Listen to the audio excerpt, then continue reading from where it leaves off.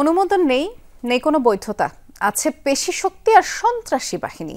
আর এই দিয়ে সাভারের 10 গ্রাম দখলে নেমেছে রেলিক সিটি নামের এক ভুঁইফোঁড় আবাসন।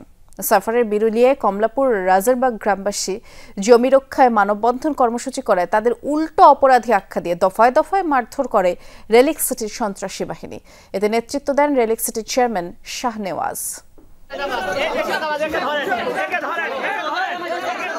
দেখলে মনে হবে কোনো অপরাধীকে মারধর করা হচ্ছে,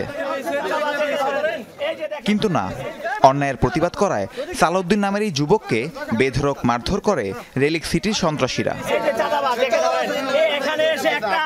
একটা মানববন্ধন হচ্ছে, এখানে মানববন্ধন হচ্ছে এবং লাইভ হচ্ছে, সেই লাইভের মধ্যে এসে এখানে হুমকি দিচ্ছে। মারধরে নেতৃত্ব দেন রেলিক সিটির চেয়ারম্যান শাহনেওয়াজ নিজে। সাংবাদিকদের সামনে নানা অভিযোগ তুলে ধরে অপরাধী বানানোর চেষ্টা তার। এবার একটু পেছনে আসা যাক। চটকদার বিজ্ঞাপন দিয়ে বোকা বানানো হচ্ছে দেশি প্রবাসী ক্রেতাদের।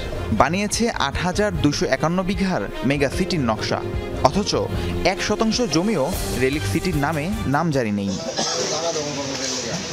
সেই নকশায় গ্রামবাসীর বাড়িঘর, স্কুল, মসজিদ, মাদ্রাসা, এতিমখানা, বৃদ্ধাশ্রমের জায়গায় প্লট দেখিয়ে বিক্রি করছে রেলিক সিটি। এর প্রতিবাদে গত সোমবার এলাকায় গ্রামবাসী শান্তিপূর্ণ মানববন্ধন কর্মসূচি পালন করে।